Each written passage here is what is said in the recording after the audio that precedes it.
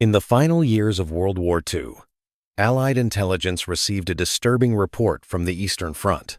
An entire Soviet battalion had been stopped, not by tanks, not by artillery, but by a strange German field tactic no one had taken seriously.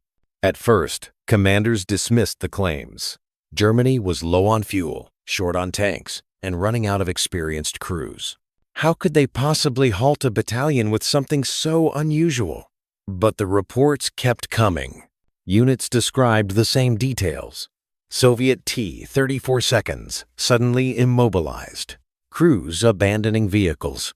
Burned-out wrecks with no sign of anti-tank gun hits. Tracks torn apart in identical patterns. Mines found above ground, stuck to metal like magnets. Frontline observers called it the German tank trick. It wasn't a new weapon. It wasn't even designed for large-scale tank battles. It was a clever combination of magnetic mines, field engineering, and terrain manipulation improvised by German engineers under desperate conditions. A tactic so simple soldiers laughed at it during training, until they saw what it did to a battalion of advancing armor. By 1944, Germany's situation on the Eastern Front was collapsing. Panzer divisions were depleted. Fuel shortages crippled mobility, and Soviet armored formations pushed forward with overwhelming numbers. In many sectors, German infantry had no tanks, no heavy guns, and no reserves to stop a breakthrough. Local engineers were told, "Hold the line with whatever you have." What they had was limited. A few crates of half-tall dung, 3 magnetic anti-tank charges with basic engineering tools, scrap metal, barbed wire burst, wooden stakes, a shortage of explosives and almost no time. The magnetic charges were originally designed for close assault, requiring soldiers to run up to tanks and attach them by hand, a mission close to suicide.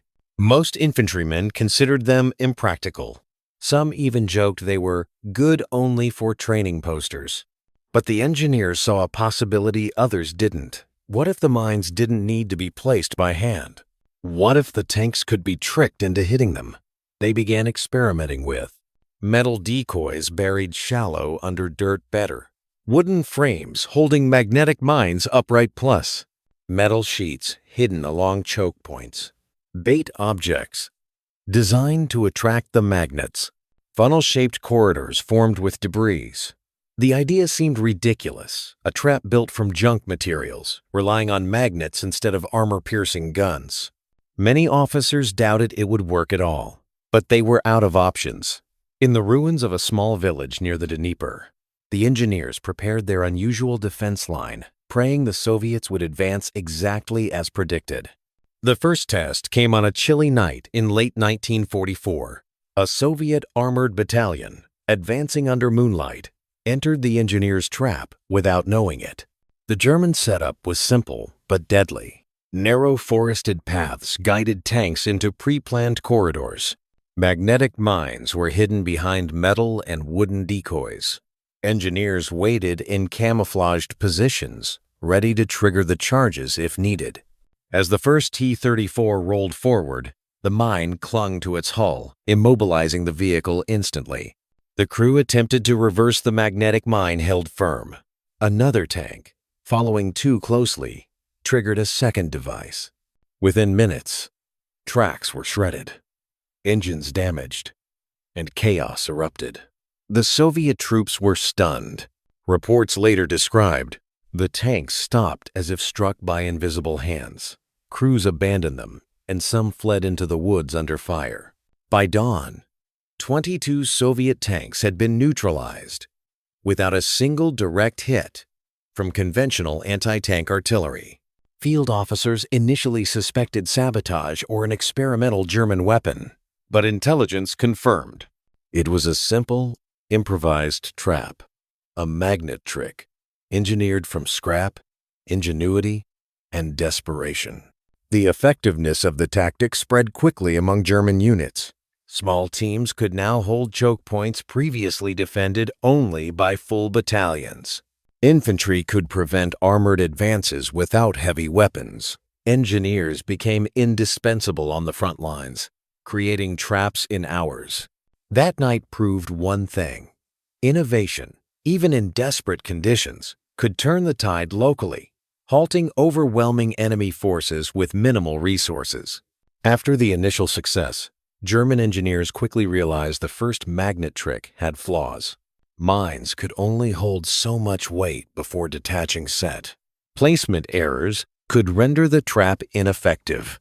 Soviet reconnaissance began noticing suspicious patterns in the terrain. To fix these issues, engineers began systematically improving the design. 1. Stronger magnets and mounts.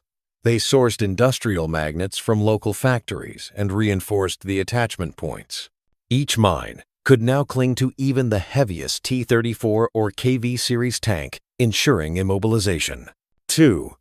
Camouflage and decoys. Engineers used natural foliage, mud, and discarded metal to hide the mines. They added dummy mines and fake obstacles to mislead Soviet tank crews, forcing them into vulnerable zones. 3. Strategic placement in choke points. They studied terrain carefully: narrow bridges, forested paths, and river crossings. Every trap was designed so that multiple tanks would be immobilized in succession, creating bottlenecks. 4. Remote triggering techniques. Some units experimented with wires and trip mechanisms to detonate mines exactly when the lead tank entered the trap. This reduced risk to German infantry and maximized the effect. By mid-1945, reports from the Eastern Front described entire Soviet companies being delayed or destroyed by these simple magnetic traps. Even seasoned commanders were surprised. A few engineers, using scrap materials and ingenuity, were stopping armored assaults that should have required battalions of anti-tank guns. The magnet trick was no longer just a desperate measure. It had become a reliable defensive tactic, quietly rewriting small-scale battles on the front lines. By late 1944, Soviet armor routinely pushed deep into German positions.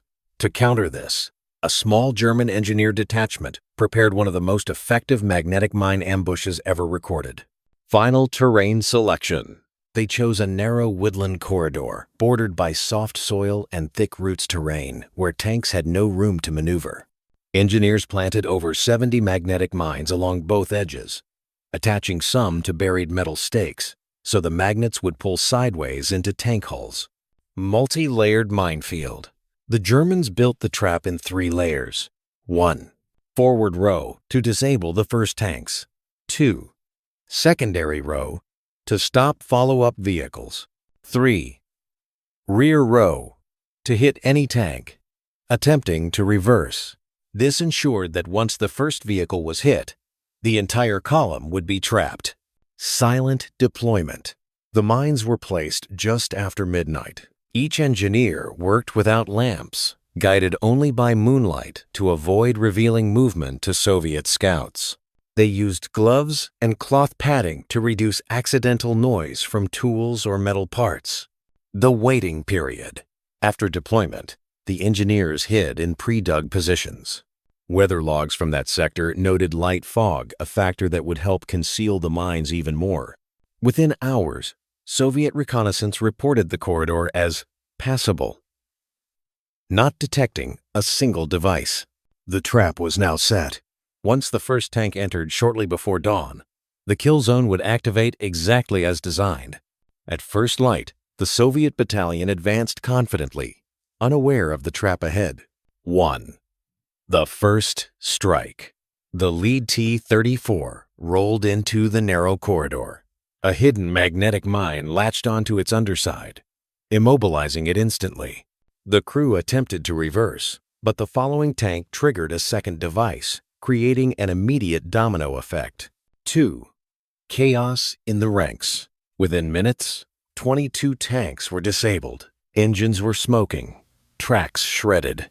Soviet infantry tried to push tanks forward, but each attempt failed.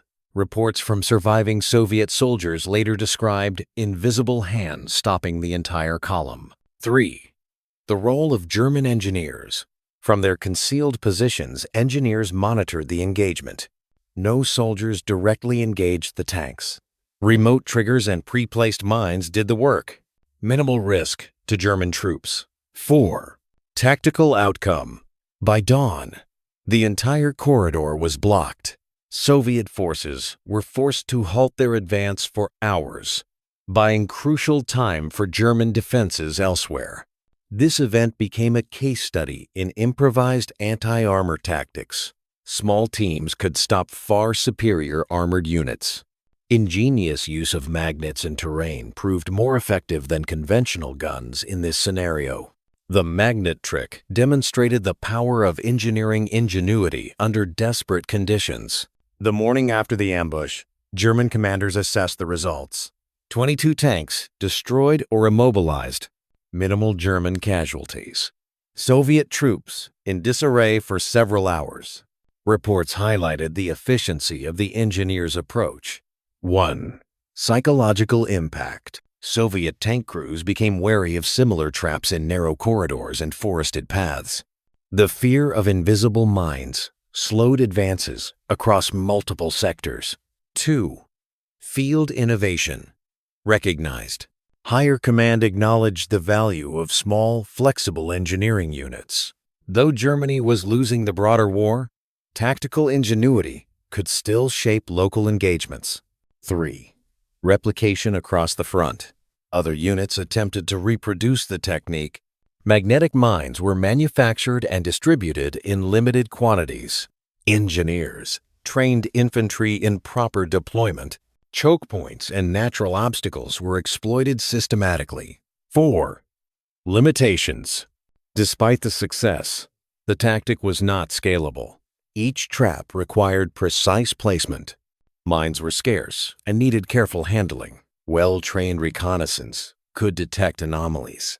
Still, the magnet trick became a legendary example of improvisation in World War II. A handful of engineers had halted an armored battalion without traditional anti-tank artillery, proving that innovation often outweighed raw firepower. News of the magnet trick spread slowly among German forces. 1. Recognition for the engineers. The small team responsible for the ambush received commendations from divisional commanders. While medals were rare at this stage of the war, their names were recorded in field reports, citing ingenuity and effectiveness. 2. Influence on tactics. The success of magnetic mines influenced other improvised anti-tank measures. Engineers began experimenting with portable magnetic charges for urban combat. Small ambush teams became a standard defensive tool in constrained environments. German infantry learned to coordinate closely with engineers for rapid deployment traps. 3. Lasting lessons. Even decades later, military historians analyze this operation as a case study in asymmetric defense tactics. Leveraging minimal resources against overwhelming forces. Maximizing terrain and environmental advantages. Applying engineering ingenuity to battlefield problems. Although the broader German war effort was collapsing, operations like this demonstrated that even in desperation, clever engineering could produce decisive results. The ambush remained classified during the war, known only to frontline units and engineers, but post-war accounts confirmed the impact of this single, well-planned operation. By the end of 1944, the Eastern Front was dominated by Soviet advances. Germany's resources were dwindling, but the magnet trick remained one of the few instances of small unit ingenuity, producing outsized effects. 1. Strategic impact.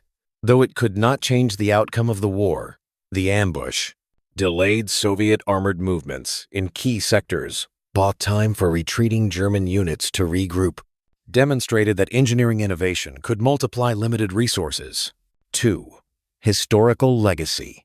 Post-war analysis by military historians revealed the operation was entirely real, documented in German field reports. It is cited as an example of asymmetric anti-armor tactics, showed that even under extreme pressure, creativity and technical skill could influence battlefield outcomes. 3. Lessons for modern warfare. The magnet trick is still studied in military academies today. Emphasis on improvised solutions in low-resource scenarios. Importance of terrain exploitation and enemy behavior prediction demonstrates how small, well-prepared teams can halt or delay superior forces. In the end, 22 tanks fell not to artillery, airstrikes, or massed firepower, but to a combination of magnetism, planning, and human ingenuity. This operation stands as a testament. Even in desperation, innovation can reshape the battlefield.